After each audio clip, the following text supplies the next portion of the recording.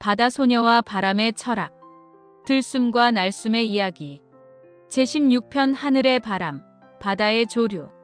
기후변화 전문가들을 만난 후 인선은 환경보호에 대한 새로운 사명감을 갖게 되었다.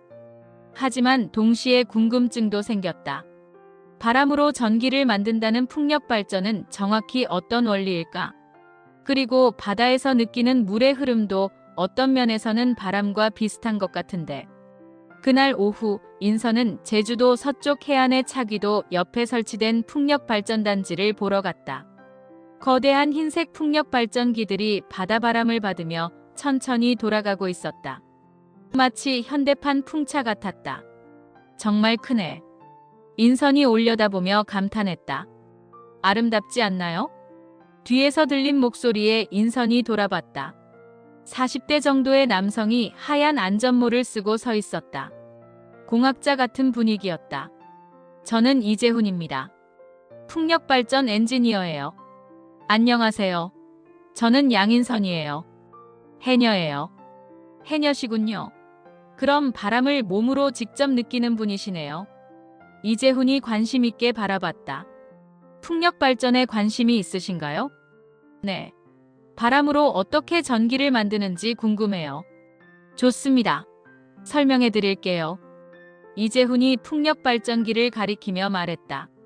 저 거대한 날개가 바람을 받아서 돌아가죠? 그 회전 운동이 발전기를 돌려서 전기를 만드는 거예요. 신기해요. 더 자세히 설명하면 바람의 운동 에너지가 날개의 회전 에너지로 바뀌고 다시 전기 에너지로 변환되는 거죠. 이재훈이 작은 모형을 꺼내서 보여주었다. 이렇게 3개의 날개가 효율적이에요. 바람을 최대한 많이 받으면서도 안정적으로 돌아갈 수 있거든요. 그런데 바람이 없으면 어떻게 해요? 좋은 질문이에요. 그래서 풍력발전소는 바람이 일정하게 부는 곳에 설치해요. 제주도처럼 섬 지역이 이상적이죠. 그때 또 다른 목소리가 들렸다. 바람만이 전부가 아니에요. 바다의 흐름도 있거든요. 옆에서 접근한 여성은 해양학자 같은 분위기였다. 저는 김혜진입니다. 해양에너지 연구자예요. 바다의 흐름이요? 김혜진이 바다를 가리키며 설명했다. 조류예요. 바닷물이 흐르는 것도 일종의 바람이라고 볼 수 있어요. 어떻게요? 바람이 공기의 흐름이라면 조류는 바닷물의 흐름이죠. 둘 다 유체의 움직임이라는 점에서 똑같아요. 김혜진이 더 자세히 설명했다. 조류는 달의 인력, 지구의 자전, 바람, 온도 차이 등 여러 요인으로 생겨요. 그리고 이 조류의 에너지를 이용해서 전기를 만들 수 있어요. 정말요? 네. 조류 발전이라고 해요. 바닷물의 흐름으로 터빈을 돌려서 전기를 만드는 거죠. 이재훈이 덧붙였다. 풍력 발전과 원리는 같아요. 다만 공기 대신 물이 터빈을 돌리는 거죠. 그럼 해녀인 제가 느끼는 물의 흐름도. 김혜진이 흥미진진해했다. 맞아요. 해녀분들이 물질할 때 느끼는 조류가 바로 에너지원이 될 수 있어요. 그때 3번째 목소리가 들렸다. 여기에 철학적 의미도 있어요. 뒤에서 걸어온 남성은 50대 정도로 대학 교수 같은 분위기였다. 저는 박철민입니다. 과학 철학을 연구하고 있어요. 과학 철학이요? 박철민이 풍력 발전기를 바라보며 말했다. 저 발전기들을 보면 인류가 자연과 어떻게 관계를 맺어왔는지 알 수 있어요. 어떤 의미예요? 처음에는 자연을 정복하려고 했어요. 화석 연료를 파내고 자연을 파괴하면서 말이죠. 박철민이 계속 설명했다. 하지만 이제는 자연과 협력하려고 해요. 바람과 조류를 거스르지 않고 그 힘을 빌리는 거죠. 이재훈이 고개를 끄덕였다. 맞아요. 풍력 발전은 자연 친화적인 기술이에요. 환경을 파괴하지 않으면서 에너지를 얻는 거죠. 김혜진이 덧붙였다. 조류 발전도 마찬가지예요. 바다 생태계를 해치지 않으면서 에너지를 생산할 수 있어요. 박철민이 더 깊은 철학적 의미를 설명했다. 이것은 고대 철학자들이 말했던 자연과의 조화를 현대 기술로 실현한 거예요. 어떤 철학자들이요? 아나시메네스는 공기가 만물의 근원이라고 했죠. 장자는 자연의 흐름에 따라 사는 무위자연을 말했고요. 인선은 자신이 만났던 철학자들을 떠올렸다. 정말 그렇네요. 박철민이 계속 말했다. 풍력 발전과 조류 발전은 그런 고대의 지혜를 현대 기술로 구현한 거예요. 자연을 거스르지 않고 자연의 힘을 빌리는 것. 이재훈이 기술적인 측면을 추가했다. 그리고 효율도 점점 좋아지고 있어요. 최신 풍력 발전기는 바람 에너지의 45% 이상을 전기로 바꿀 수 있어요. 45%면 많은 건가요? 김혜진이 설명했다. 석탄 발전소가 35% 정도니까 풍력이 더 효율적이에요. 게다가 연료비도 들지 않고 오염물질도 나오지 않죠.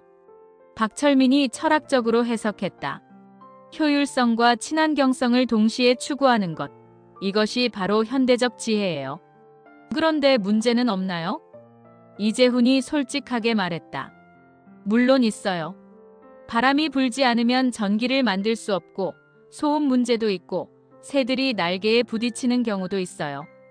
김혜진이 덧붙였다.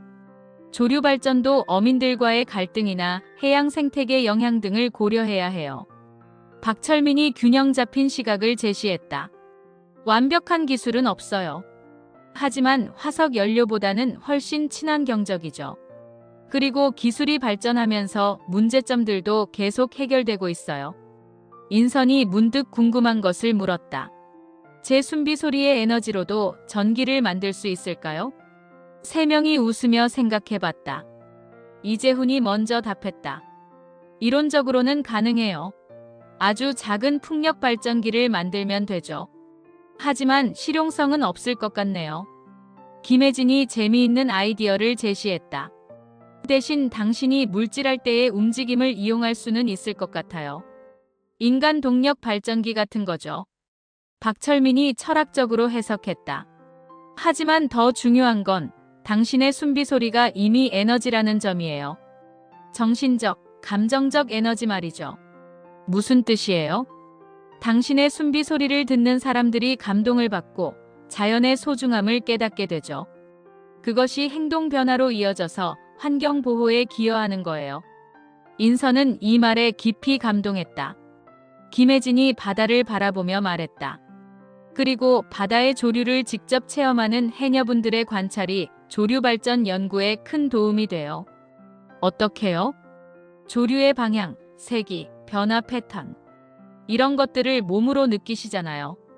그런 경험적 지식이 과학적 연구와 만나면 더 좋은 기술을 만들 수 있어요.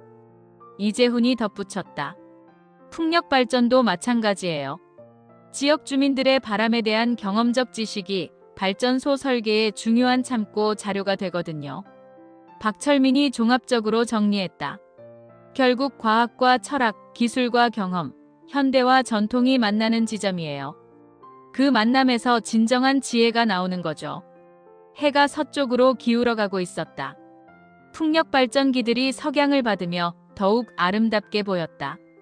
이재훈이 인선에게 작은 풍력 발전 모형을 선물했다. 이걸로 바람의 힘을 직접 느껴보세요.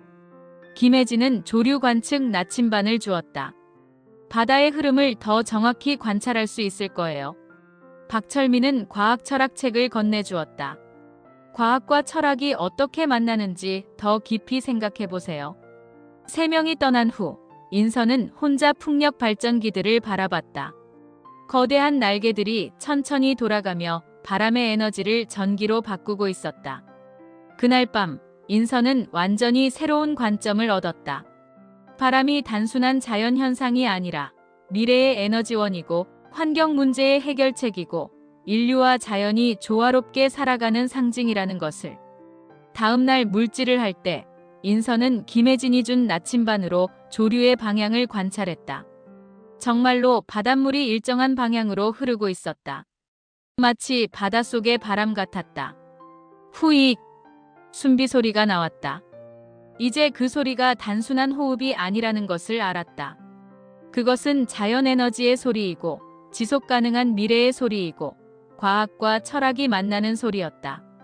바람이 불어왔다.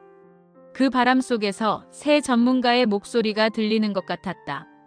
자연과 조화하며 살아라. 그것이 진정한 발전이다.